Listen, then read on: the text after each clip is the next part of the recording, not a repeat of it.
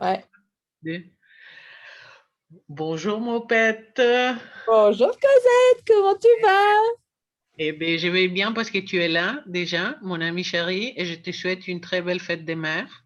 Oui, et on souhaite une très belle fête des mères à toutes les mamans chéries. Oui, à toutes les mamans et à toutes les femmes. Aujourd'hui est une journée hein, pour les femmes, pour célébrer et pour retracer une deuxième moitié des chemins. On va voir. Voilà, on va essayer. Partager les super tableaux de maman que tu aimes. J'adore, On avait vu à j'adore. l'école l'espace Senghor et je l'ai mis des fonds pour que ça t'illumine aujourd'hui Ouais, et ça qu'on ça va va m'aider. sortir. Mais on avait dit qu'on allait parler un petit peu des émotions. C'est pas Tout à facile, fait. pas facile. Et il y a beaucoup à dire, mais on va peut-être Chacun fait. aborder un tout petit peu. Mais j'ai préparé plein de papiers ici pour, j'ai souligné des choses que je voulais partager. Et moi, j'aime bien parce que je pense aussi nos différences hein, des personnalités et d'abordage font que peut-être dans tout ce qu'on discute aujourd'hui, chacun trouve un peu une piste pour aller réfléchir, pour aller regarder un petit peu à l'intérieur et se dire que même si l'émotionnel parfois prend le dessus, ça À fond. redescend et on gagne parce qu'on est qui on est et Yes. on peut découvrir ça chez nous. Et quand on n'arrive pas, eh bien, il y a les amis, il y a Pour la famille, s'aider, il y a tout ça. demander de l'aide, je vous jure que ça nous aide. C'est très important parce qu'on oublie, on pense parfois qu'il faut tout faire tout seul et ce n'est pas vrai. Moi, Absolument. je, je me sens vraiment très privilégiée d'avoir mes amis dans la vie et donc et de t'avoir dans ma vie parce que quand je dois vraiment analyser, mais j'ai eu comme un accent québécois là, non? Oh ouais, hein, Vraiment, je me espagnol, suis ici. et voilà, je suis très internationale comme ça. Euh, mais c'est vrai, je viens vers toi, je viens vers mes amis qui vont me dire les choses comme elles sont. Et après, je vais réfléchir pour, OK, retrouver cette force dans ma vie. Oui. Et voilà. Donc, les émotions, on va dire qu'en soi, elles ne sont pas négatives du tout, au contraire. Tout à fait. Je pense que les émotions sont vraiment sont vraiment indispensables. Et donc, pour un simple exemple, c'est que l'émotion de la peur. S'il y a un danger, que nous avons peur, les émotions, elles font quoi? En tout cas, celle de la peur, elles nous font fuir face au danger. Et Oui. c'est super important. Comme l'émotion de la tristesse, elles nous font pleurer. Et donc, c'est important de pouvoir C'est dégager pour quelque ça que part l'émotion que l'on garde, parce que si on garde toutes ces émotions au fond de nous, ça cause d'autres soucis, et même au niveau physique, j'ai envie de te dire. c'est Et ça, tout donc, à fait. il Tout à est fait. hyper important, effectivement, de reconnaître nos émotions, et elles sont là vraiment, elles sont indispensables à la base. Ceci dit, elles deviennent vraiment problématiques si elles sont constantes, si elles Et restent si on ne les comme... contrôle pas, n'est-ce pas? Et donc, Exact.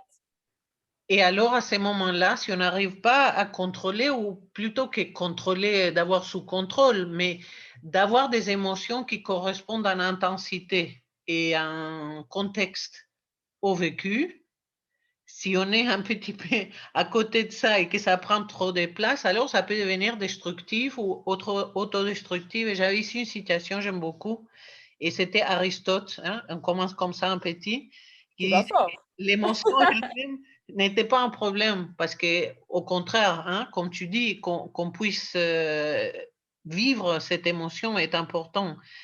Alors maintenant, ce qu'il disait, c'était l'habilité venait avec l'effet de pouvoir sentir ses émotions de façon à ce qu'elles soient adéquates pour la situation que nous avons face à nous. Bon, OK. voilà. Et avant de quitter Aristote, je t'ai dit, il a décrit beaucoup, beaucoup d'émotions. On ne va pas tout prendre, mais j'aimais comment il a décrit la confiance et la confiance en soi comme les manques de peur et les sentiments d'espoir. Et j'aime Wow. beaucoup. Donc, quand on a confiance en soi, on n'a pas peur et on a de Non. l'espoir. Et on fonce. Et ça, c'est canonissime. Et on voit à quel point tout est possible. Tout Mais est écoute, possible à créer. c'est comme ça, ma chère Mopette. Il faut nourrir notre confiance en nous et savoir que nous pouvons tout faire. Nous pouvons tout faire. Exact. Parfois avec des hauts et des bas, parfois avec des situations inconnues, mais si nous arrivons à identifier nos émotions pour nous-mêmes et en tant que manager, en tant que tête de famille, en tant que à identifier les émotions chez les autres, eh bien, on développe de l'empathie, ce qui Oui, nous rend humains, et on peut non seulement enfin manifester cette reconnaissance vis-à-vis de ce qu'ils attendent, que ce soit quelqu'un dans notre équipe ou quelqu'un dans notre famille ou parmi nos amis, mais on peut aussi développer plus d'humanité, j'ai envie de dire. Et ce qui est chouette avec les émotions, c'est que parfois, elles sont difficiles, mais on peut s'améliorer et on peut mieux les maîtriser et mieux les connaître et mieux les reconnaître avec l'âge. Et donc, oui, ça, je trouve que c'est pas mal. Hein? oui. Pour autant qu'on puisse les reconnaître et les maîtriser et surtout les identifier. Tout Parce à que c'est fait. hyper important, on n'a jamais appris ça. Et Non. donc, c'est hyper, hyper difficile. Et comme je l'avais souligné lors de ma petite présentation, je pense qu'à l'époque, avant la pandémie, quand on avait des émotions, on n'allait pas bien ou quoi, qu'est-ce qu'on faisait? On allait où? Au resto, chez des amis, Au on shopping. sortait, au shopping ou autre. Aujourd'hui, nous sommes face à nous-mêmes et donc c'est très, très compliqué parce qu'on n'a pas appris fatalement à aller voir en nous-mêmes, à aller sentir ce que l'on vivait parce qu'à l'époque, c'était non, non, fais attention à l'autre. Alors, sans critique, parce que ça faisait partie de notre éducation, mais en même temps, dans un inconscient collectif, c'est toujours là, ça nous anime. Et donc, il est très difficile de se rendre compte de ce que l'on vit et pourquoi on le vit. Et donc, c'est ce que j'aime très bien, c'est ce que tu vas développer C'est ça. maintenant, Mais en parlant en tout cas des 4 c'est ça. Et on émotions. va, on va choisir 4, j'explique pourquoi. Mais ce que je voulais dire, c'est très important vraiment d'utiliser ces moments présents pour changer quelque chose. Non seulement vis-à-vis de la peur ou la colère ou tout ce qu'on a vécu depuis que cette pandémie a commencé, mais justement pour se dire, puisque la situation nous a forcés à se regarder bien en face, eh bien, profitons-en pour faire un bon nettoyage. Exact, exact. Alors, pour Aristote, il parle de beaucoup, beaucoup, beaucoup d'émotions. On peut toujours aller lire et chercher et peut-être dans le futur, on développera d'autres. Mais on a choisi, hein, en discutant, nous, on a choisi les 4 émotions des bases telles qu'elles est définies Paul Ekman. Tu te rappelles de la série Lie to Me? Oui, j'adore Lie to Me. I Ouais. like it. Me too. Yes. C'est avec les micro-expressions. Et donc, lui, Ekman, il avait voyagé partout dans le monde et il avait reconnu donc certaines micro-expressions, mais surtout ces 4 émotions de base que tous les êtres humains, qu'on soit dans n'importe quel continent et n'importe quelle situation de vie avec confort, modernité ou pas, tous les êtres humains partagent ça. Donc, ces 4 sont la joie, Oui. la colère, la peur, et La tristesse. voilà. Yes. Alors, maintenant, du point de vue du coaching, mais en général comme réflexion de vie, on peut dire que derrière chacune de ces émotions, il y a un besoin. Tout à fait. Donc, si on arrive à identifier l'émotion, on peut identifier quels sont les besoins et on peut les Exact. travailler. Donc, alors, pour la colère, on dit que la colère, elle provoque un sentiment de quelque chose qui est important pour nous, n'est pas présent. Donc, on va se sentir pas respecté. Donc, le respect n'est pas là, donc on est en colère. Il y a un manque de justice, d'équité ou de respect vis-à-vis de notre personne ou d'une situation. Donc, on se met en Exact. colère. La colère en soi, elle n'est pas mauvaise. Moi, je pense à la colère comme force motrice contre les abus de toutes sortes, hein, et contre les droits de l'homme et autres. Donc, la colère, elle peut être vraiment moteur de changement. Oui, oui, je pense que vraiment, toutes les émotions sont moteurs de changement. Mais C'est c'est ça. toujours quand il y a une problématique où ça devient répétitif. répétitive et toute puissante parce qu'on n'arrive plus à descendre. Et alors là, il y a un souci qu'il faut travailler. Exact. Mais on va dire que dans ces cas où on parle, que ce soit au sein de la famille, au sein de notre travail ou quoi, derrière la colère, il y a un besoin de réparation. On a Et besoin, une demande de changement. c'est Toute ça. crise demande changement. Comment est-ce qu'on répare? Mais s'il y a manque de respect, s'il y a manque de justice ou d'équité, mais on peut la formuler, on peut Tout à fait. exprimer quel est ces manques qui génèrent cette colère et donc essayer de trouver une solution pour ça. D'où la base de la bonne communication. Tout se Yes. tient, tout se tient, mais Tout quelle se logique! tient. C'est mon C'est père. la base fondamentale. Et la colère, je ne sais pas pour les parties du corps où est-ce qu'elle va, mais beaucoup de gens parlent du foie comme Du étant foie. des Exact. récepteurs, Tout ce qui n'est-ce est pas? foie, c'est colère rentrée. Donc, on n'a pas forcément mal au foie, mais effectivement, le foie va se fatiguer et ça peut donner d'autres symptômes comme une problématique au niveau de la circulation sanguine, une problématique au niveau de, comment on appelle ça? Je ne sais plus, j'ai oublié, au niveau de l'anus, ce sont des hémorroïdes. Tout ça, c'est aussi une varice. Et donc, c'est un naturopathe qui m'avait expliqué ça. Quand on a des colères rentrées, qu'on a des soucis au foie, le problème de foie donne des problèmes au niveau, effectivement, de tout ce qui est problème vénal, des veines, donc jambes ou hémorroïdes. Donc, oui, ça Quelque peut chose être un qu'on signe. n'arrive pas à digérer en tout cas. Et toutes les émotions qu'on n'arrive pas à digérer. Mais ça, c'est plus général parce que ça peut être l'estomac, ça peut être les intestins, qui est tout ce qui est expression au niveau familial. Et puis l'intestin, c'est notre deuxième cerveau, il ne faut pas l'oublier. Hein, c'est lui qui Système limbique. emmagasine tout ce qui est émotionnel. Donc voilà, c'est très, très vaste. Mais effectivement, le foie, c'est plus lié à la colère. Et en tout cas, dans notre conception de la vie, le corps et l'esprit ne sont pas séparés. Donc, Non, on va jamais. voir notre système limbique, effectivement, qui est le détenteur de nos émotions, et c'est le premier cerveau, et qui est enveloppé par les cerveaux penseurs. Tout à Donc, fait. on peut aussi, à travers de notre tête et de nos pensées, et de comprendre et de changer, contrôler ou faire descendre les émotions et aller chercher ses besoins derrière. N'est-ce pas? Exact. On est bien, on va pour la deuxième, la peur. Vas-y. La peur, j'aime bien ces systèmes de fight or flight. Hein? Donc, à l'origine, et la peur est là pour nous protéger parce qu'il Ok. il nous dit, ah, il y a danger. Il faut fuir. Il faut... Je pars au salut. Et alors, ben, j'ai regardé les vidéos de Simon Sinek et je t'ai partagé ces vidéos où il parle vraiment de tout ce qu'on développe et il explique très très bien que la cortisone et l'adrénaline qui sont générés par ces sentiments d'il faut fuir ou se sauver ou alors on meurt, comme les gazelles, hein, et il dit, ah, Exact. une Le seconde lion. parce qu'il sent que le lion arrive. Mais alors, notre corps, du côté physique, hein, il n'est pas programmé, il n'est pas créé pour être constamment sur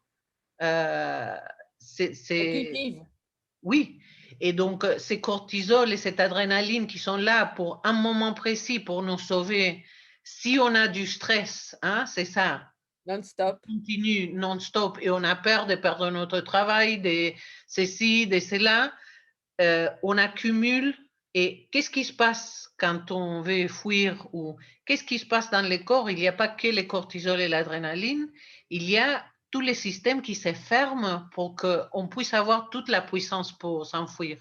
Et donc, Complètement. notre système immunologique, nos défenses sont fermées. Donc, elles ne peuvent pas agir parce que ces cortisol et cette adrénaline prennent les dessus pour se sauver.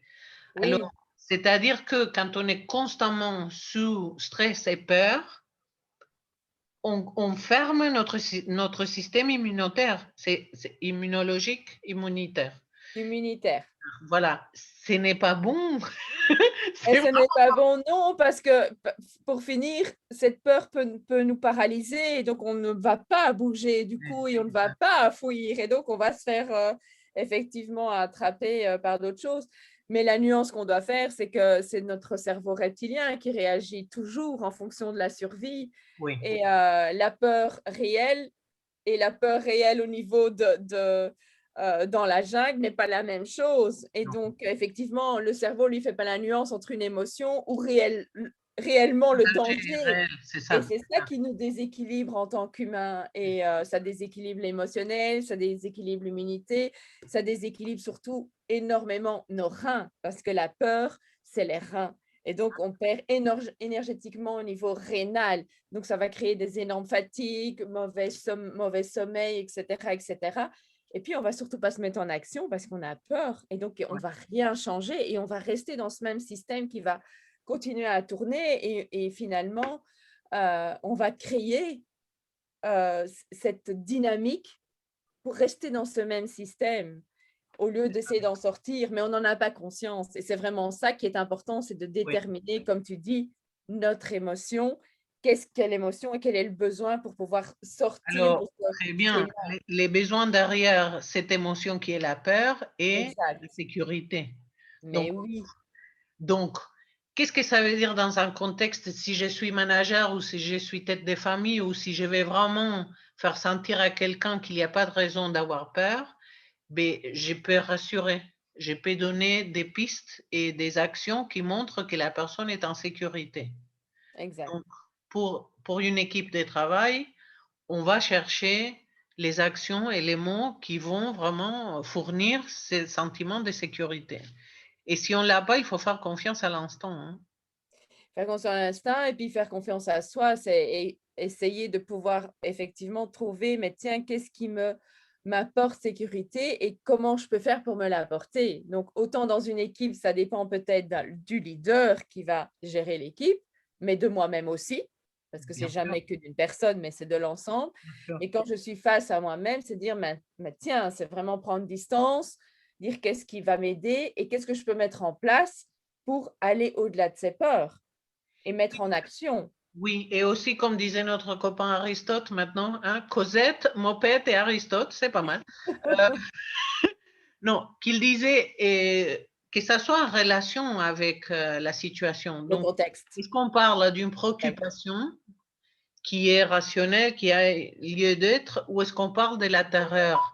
Et donc, on parlait justement de la façon dont tous ces mois, la communication publique a été gérée partout dans le monde. Et c'est vraiment la terreur qui a primé. Donc, ça nous met dans un état où il faut Oui essayer. et non. Oui, Oui et non, parce que je pense que ça dépend aussi de soi avec soi-même. Peu importe le contexte, à partir du moment où on est bien avec soi-même, où on comprend nos peurs, peu importe le contexte dans lequel nous sommes, nous allons pouvoir le tout à fait. gérer. Mais moi, C'est par vraiment exemple, voir ses clés. en Et début, c'est ça notre but, quelque part. tout à fait, mais en début de pandémie, moi, c'était Oui, l'inconnu. On suivait tout ce qui s'est passé dans les médias et ça nourrissait la peur. Ce n'était pas destiné, enfin, je l'ai vécu comme ça, hein. Pour moi, c'était comme ça jusqu'à un moment où j'ai éteint, hein, les journaux dans toutes les langues et j'ai vraiment dit, attends, toi-même, non, je suis revenue à moi. mais voilà. Et à trouver, c'est ça, ces mécanismes qu'il faut trouver, même dans un contexte qui n'est pas rassurant. On doit trouver les ressources internes pour se sentir en sécurité, parce que nous, on est les premières personnes à pouvoir nous protéger. Exactement, j'avais vu ça en socio. J'ai essayé de trouver, mais je n'ai plus trouvé le terme exact et qui l'avait créé. Mais comme tu dis, c'est vraiment partir de la bulle de soi et impacter le système à la deuxième personne, puis au niveau familial, puis un peu plus grand, jusqu'au macro, jusqu'au mondial. Et c'est vraiment trouver l'impact, mais ça part de soi, le changement part de soi. Et comme tu le dis, tu avais peut-être peur parce qu'effectivement, tu as écouté les extérieurs, mais au fond de toi, tu savais, tu te connais, tu avais confiance en toi, tu avais les clés en toi. Et donc, tu as réussi.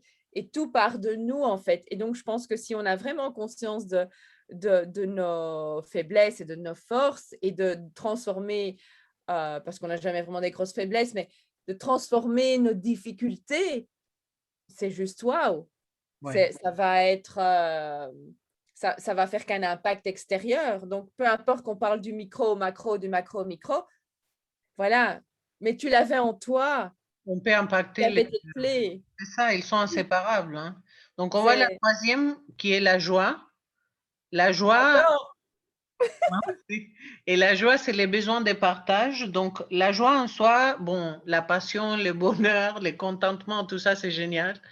Mais quand c'est tout le temps présent, on est comme surexcité et on doit descendre de la joie. Les oui. émotions, n'est-ce pas? Ou alors, si on est tout le temps guidé par la passion, non-stop, mais il n'y a pas de rationnel, on est aussi en déséquilibre. Exact. Tout opposé, de toute façon, nous amène dans un déséquilibre, tout à fait. Et quand on est trop dans la joie, ça camoufle autre chose. C'est qu'il y a des protections. Donc, voilà, je pense qu'on peut être de tout. On peut être triste, on peut être joyeux, on peut être dans la peur, on peut être dans plein de choses. La- Toujours, la problématique, c'est quand on reste dans une structure, mais on est un tout. Et donc, Les cœurs pour la joie? moi, je le mettrais le cœur. Oui, exactement. Énergétiquement, au niveau de la joie, de ce que l'on vit, c'est l'énergie du cœur. Ouais, Voilà. Et exact. on arrive à la dernière qui est la tristesse. Et la tristesse, elle est spéciale. Et moi, j'ai beaucoup aimé. On a regardé ensemble là les films Inside Out et en fait, Yes, vice-versa. Et yes. la tristesse, là, elle a le rôle principal finalement. Et je pense elle est très nécessaire. Mais il y a ces deux aspects parce que les besoins sont deux dans le cas de la tristesse. Ouais. Donc, quand on est triste, on a soit d'un côté envie de s'isoler, donc c'est ça les besoins, s'isoler, ou alors d'être réconforté.